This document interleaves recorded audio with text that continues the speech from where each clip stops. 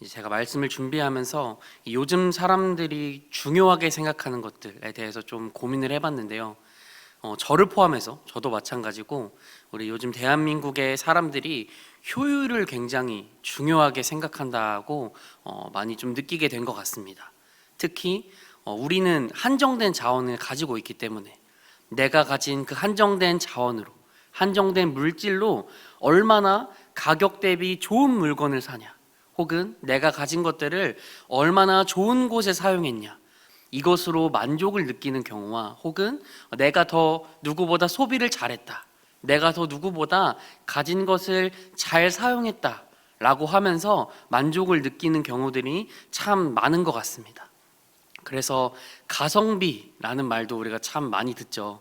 이게 가격 대비 성능에 대해서 말하는 그 단어인데, 예를 들어 내가 10만 원 정도 하는 물건, 이제 시중에 10만 원에 파는 물건이 있는데 그 물건과 비슷한 물건, 조금 차이는 있지만 비슷한 물건을 만약에 5만 원에 샀다고 생각해 봅시다.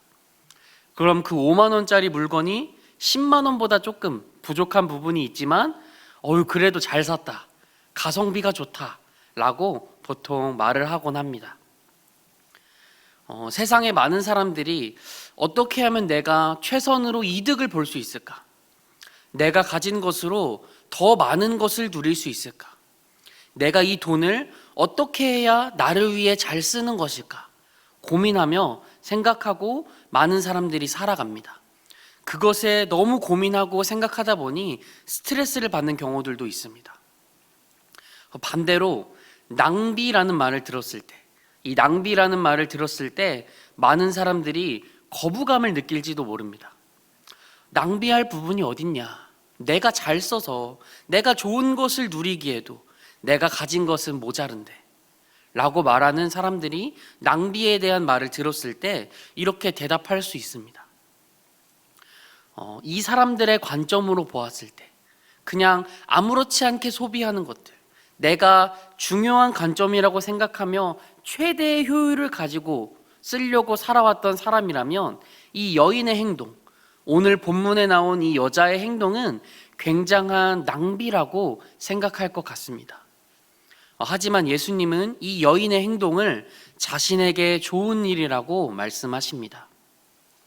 오늘 읽은 말씀의 처음 내용부터 함께 차근차근 살펴보도록 하겠습니다.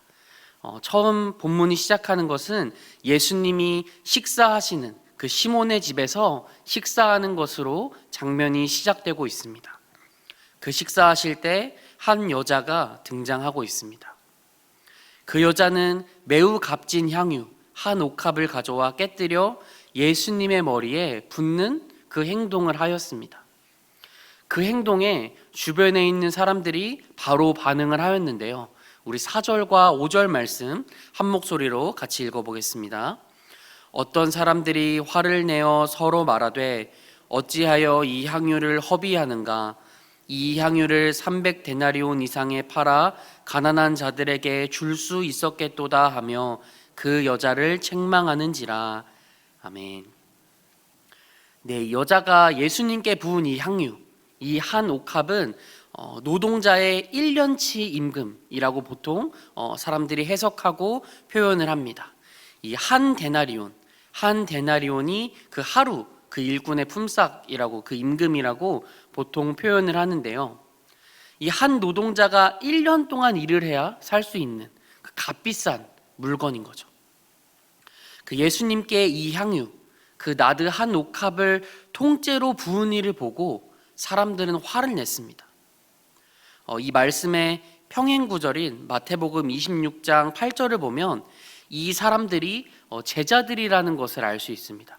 제가 26장 8절을 읽어드리겠습니다. 제자들이 보고 분개하여 이르되 무슨 의도로 이것을 허비하느냐 라고 기록되어 있습니다. 제자들은 향유를 그렇게 낭비하지 않았다면 그 향유를 팔아서 가난한 자들을 도울 수 있었을 것이다. 그 많은 돈으로 가난한 자들을 얼마나 많이 도와줄 수 있었겠냐라고 말합니다. 왜냐하면 그 당시에는 구제 활동을 계속해서 해왔기 때문에 그 구제 활동에 대한 일들, 가난한 자들을 도와주는 일들을 해왔기 때문에 이 예수님에게 이 모든 것을 다 투자하기보단 이 돈으로 더 많은 사람들에게 이 많은 것들을 나눠줄 수 있지 않겠냐라는, 어찌 보면 계산을 하고 효율을 따지는 이 말씀처럼 보이곤 합니다. 낭비하는 여인과 계산하는 이 사람들, 누가 진짜 예수님을 사랑하는 사람일까요? 누가 진짜로 그 예수님을 향해 나아가는, 그 예수님으로 인한 감격과 그 은혜, 기쁨, 그 사랑으로 나아갔던 사람일까요? 물론 이 제자들, 이 여러 사람들이 말한 다른 사람들을 도와주는 것, 가난한 자들을 도울 수 있었던 것, 그것도 당연히 맞는 말입니다. 근데 하지만 예수님께서 언제까지 이 땅에 계실지 제자들은 물론 알지 못했을 것입니다. 자기들처럼 똑같이 오래오래 살 거라고, 어느 정도 기한까지, 나이가 드실 때까지 살 거라고 생각했을 수도 있지만 예수님의 기한은 사실 얼마 남지 않았습니다. 특히 이 마가복음 14장 중반부터 보면은 예수님이 잡혀가시고 또 이제 십자가에 달리는 과정들이 15장에 나오는데요. 이 낭비하는 여인, 그리고 계산하는 사람들, 여인은 예수님을 향한 그 사랑으로 인해서, 예수님을 너무나도 사랑했고 예수님으로 인한 그 기쁨이 있었기 때문에 이 모든 것을 행한 사람입니다. 반대로 이 계산했던 사람들, 여러 가지로 따져보면서 이게 더 좋지 않았냐, 이렇게 쓸 수 있지 않았냐 라고 말했던 사람들은 세상의 이치, 그리고 무엇이 더 합리적인가 라고 판단하며 그것에 매달렸던 사람이었습니다. 이 여인이 예수님께 향유를 부었던 것, 계산하지 않는 것, 그것이 바로 사랑입니다. 예수님을 그 사랑하는 마음이 가득해서 자신이 가진 최고의 것, 자신이 가진 제일 좋은 것을 드리고 싶었던 것입니다. 사랑에는 이 정도만 해야지라는 계산이 없습니다. 사랑을 얘기하면서 가성비를 따지거나 효율을 따지는 사람을 본 적이 있으신가요? 이 정도 하면 난 충분히 사랑을 나눠줬어. 이 정도면 내가 저 사람을 사랑하고 베푼 거 아닐까?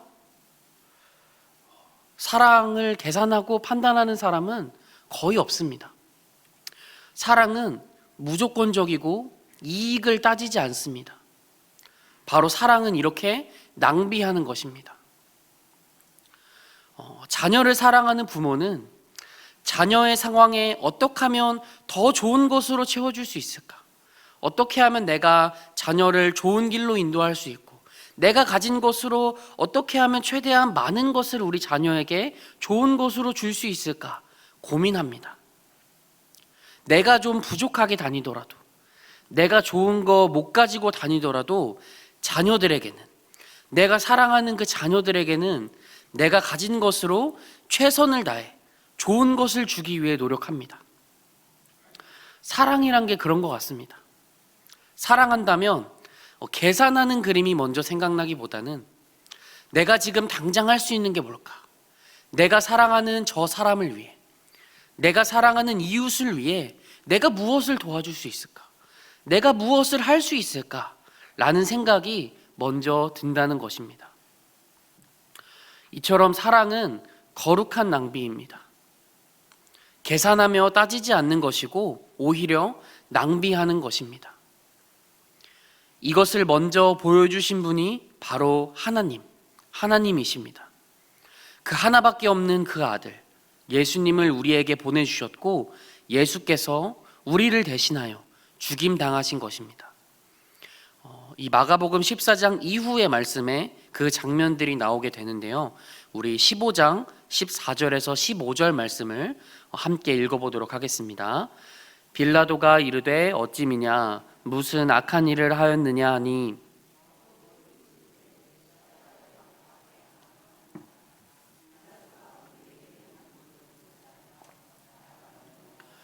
예수는 채찍질하고 십자가에 못 박히게 넘겨주니라. 아멘. 네, 이제 예수님이 심판을 받고 결국은 십자가에 달려 죽게 되는 그 상황이 펼쳐지게 됩니다. 하나님의 하나뿐인 아들, 그 독생자 예수가 우리를 위해 죽임당했습니다. 우리의 죄 때문에, 죄에 빠져서 갈 바를 알지 못하고 세상에서 살아가는 그 연약한 인간들, 그저 자기 앞에 있는 그 하나의 이익, 내 모든 것을 위해서 하나님이 아니라 우상까지 섬겼던 그 백성들을 보며 하나님은 그냥 두고 볼 수가 없었던 것입니다. 왜냐하면 하나님이 그들을 너무나도 사랑하셨기 때문입니다. 그들을 너무나도 사랑했기 때문에 그들이 죄악된 길로 가는 것을 두고 볼 수 없었습니다. 그 죄에 빠져서 허우적대는 그것을 가만히 두고 볼 수 없었습니다. 그렇기 때문에 예수님을 보내셨고, 그 예수님을 통하여서 우리의 죄가 사하여졌고, 우리가 그 은혜, 그 놀라운 기쁨과 사랑을 경험하게 된 것입니다. 이 시대뿐만 아니라 이것은 지금 우리에게도 동일합니다. 우리에게도 이 하나님의 사랑, 이 하나님의 거룩한 낭비, 이 여인이 했던 것처럼 이미 하나님께서 우리에게 보여주셨습니다.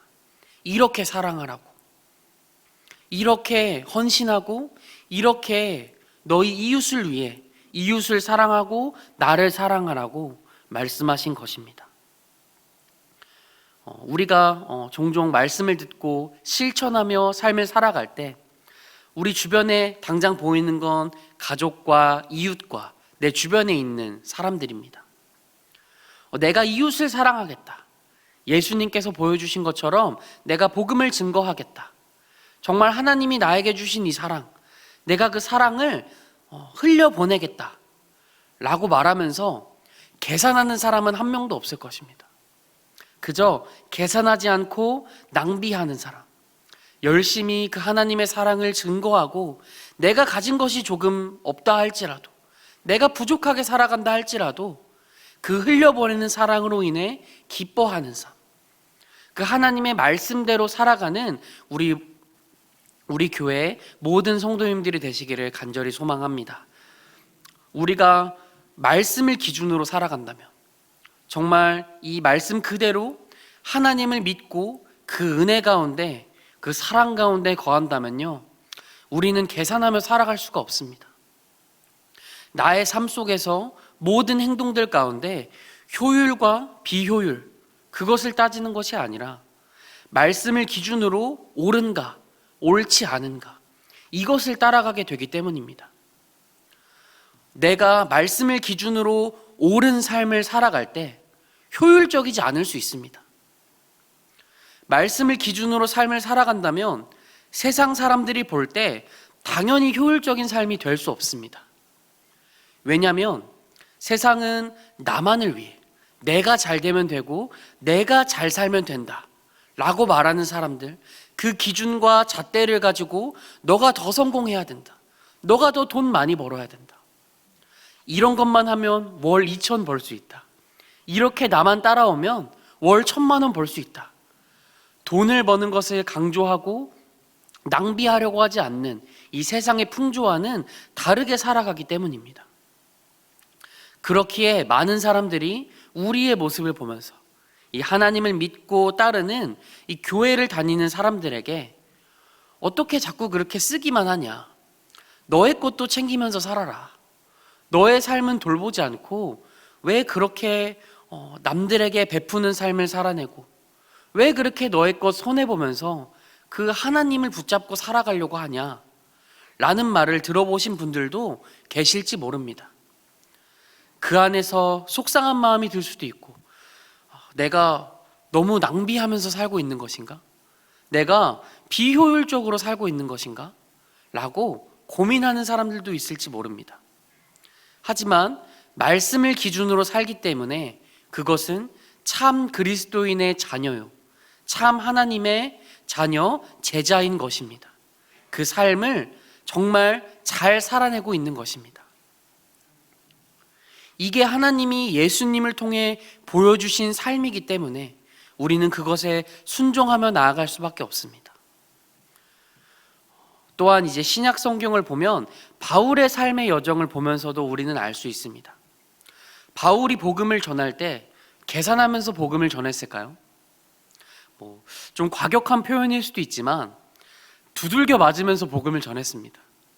이곳저곳 안 아픈 데가 없을 정도로 고난과 고통을 당하면서 자신의 삶까지 내던져가면서 무모하게 이미 자신의 삶과 그 태생들, 공부한 모든 환경들, 더 좋은 자리로 갈 수 있음에도, 더 좋은 삶을 살 수 있음에도 불구하고 자신이 가장 우선순위로 삼는 것, 이 복음을 전하는 일, 하나님이 나에게 맡겨준 이방인들을 위해 복음을 증거하는 삶에 자신의 삶의 모든 것을 던진 것입니다. 바울이 예수님이 저기로 가라 하셨는데 저기는 나를 박해하는 사람들이 많으니까 돌아가자. 일단 다른 곳부터 가보자. 이렇게 살지 않았다는 것입니다.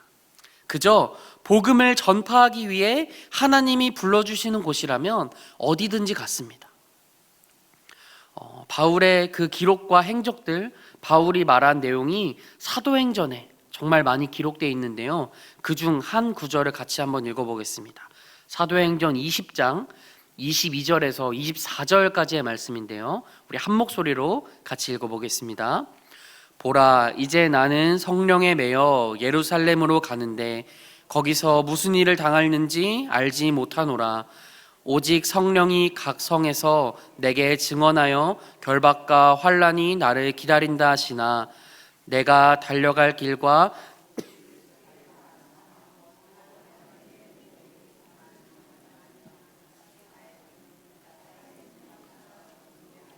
여기지 아니하노라. 아멘. 바울이 이제 에베소 교회의 장로들, 에베소 교회 장로들 앞에서 마지막으로 설교하고 예루살렘으로 들어가게 되는 장면입니다. 바울은 모든 환난과 결박, 고통 당할 것을 알고 있었습니다. 하지만 이 모든 것이 하나님을 향한 길, 내가 하나님을 향해 최선을 드릴 수 있는 삶의 길인 줄 알았기 때문에 자신이 받은 은혜와 사랑을 증거하는 일이기에 막힘없이 나아갑니다. 그것이 하나님을 향한 최선의 길이고 하나님께 그 받은 사랑을 돌려보내는, 그 흘려보내는 일이기 때문입니다.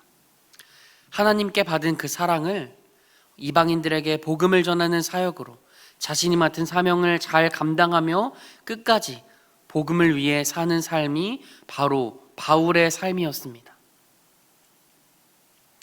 이 여인의, 오늘 본문에서 나온 그 여인의 그 정말 거룩한 낭비, 또한 바울이 하나님을 사랑함으로 그 예수님께 받은 사랑을 흘려보냄으로 자신의 삶까지 내던졌던 것처럼 성경에 나온 많은 인물들이 하나님을 향해 나아갔고 그 사랑을 증거하며 내가 그 하나님께 받은 사랑, 그 사랑을 최선을 다해 돌리겠다라는 것으로 모습을 보인 것들이 참 많습니다. 이 여인의 행동을 보고 예수님은 이제 6절 말씀을 보면 그 행동에 대해서 이야기하고 있습니다. 우리 6절 말씀을 함께 읽어보겠습니다. 예수께서 이르시되 가만두라. 너희가 어찌하여 그를 괴롭게 하느냐. 그가 내게 좋은 일을 하였느니라. 아멘. 사람들은 낭비라고 말할지도 모릅니다. 사람들은 왜 그렇게까지 해야 하냐? 너 것도 챙기지 못하고 왜 그렇게까지 살아내야 하냐? 왜 그렇게까지 손해를 보고 왜 그렇게까지 사랑해야 되고 헌신해야 되고 힘들어해야 되냐? 하지만 이 모든 것은 하나님께 좋은 일을 하는 것, 또한 하나님께서 우리의 모든 것을 알아주신다라는 것입니다. 우리 8절 말씀도 함께 같이 읽어보도록 하겠습니다. 8절 말씀입니다. 그는 힘을 다하여 미리 준비하였느니라. 아멘. 또 이 모든 이 말씀을 보면서 하나님께서는 예수님을 보내셨는데 그 예수님에게 했던 이 거룩한 낭비들, 예수님에게 향유를 부었던 이 모든 것들은 예수님에게 좋은 것들이었고, 또한 예수님은 이 모든 것들이 나의 장래를 위함이다, 또한 이 복음을 전하는 모든 일들 가운데 9절 말씀에 보면 그 모든 것들에 이 여인의 이름이 빠지지 않을 것이다. 하나님께서 이 여인을 기억하여 주시고 하나님께서 이 헌신과 이 자신의 모든 것을 내어드리며 주님께 나아갔던 이 모든 것들을 기억하신다라는 것입니다. 우리에게도 동일합니다. 어쩌면 사람들은 비방할지도 모르고 어쩌면 사람들은 너무 비효율적으로 살아간다. 왜 이렇게 효율적으로 살지 못하냐? 그렇게까지 헌신해야 되고 그렇게까지 너 것을 써야 되냐? 라고 말할 수 있지만 내가 그렇게 헌신하는 삶을 살아갈 때 내가 그 하나님께 받은 사랑을 흘려보내고 증거하는 삶을 살아갈 때 하나님께서 다 아신다는 것입니다. 그 모든 것들 하나님께서 칭찬해 주시고 하나님께서 기억되게 하신다는 것입니다. 이 하나님을 위한 헌신, 이 주님의 길을 향해 내가 드린 모든 것들은 세상 사람들은 기억하지 못할지 모르겠지만 하나님은 기억하시고 주님이 칭찬해 주신다는 것입니다. 우리가 바라보는 이 천국을 향해 나아갈 때 이 천국에서 주님이 칭찬해 주실 것이고 기억해 주실 것입니다. 우리가 이 땅에서 베푸는 작은 섬김, 어떠한 섬김조차도 하나님은 기뻐하시고 수고했고 충성됐고 너무나도 착하게 성실하게 행한 우리 종아 라고 말하면서 기뻐하실 것입니다.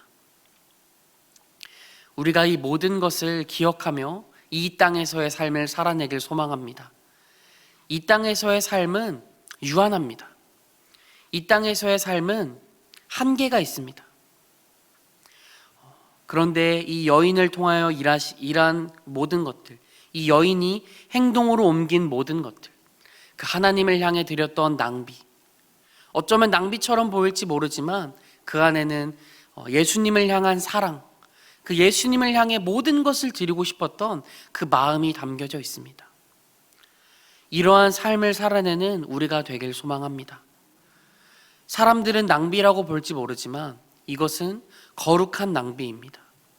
우리가 사랑을 받았기 때문에 그 사랑은 계산하지 않는 것이고 사랑은 막힘이 없이 내가 그것을 흘려보내고 끝까지 헌신하는 것이기 때문에 그것을 기억하시고 하루하루를 살아내는 그 안에서 예수님이 보여주셨던 그 놀라운 사랑을 기억하면서 하나님이 주실 그 보상, 하나님이 우리에게 칭찬해 주시고 수고했다 말하시는 그 보상, 그 천국에 있는 놀라운 그 보상들을 기억하며 이 땅의 삶을 살아내시는 제자로서 삶을 살아내시는 저와 여러분들이 되시기를 간절히 소망합니다.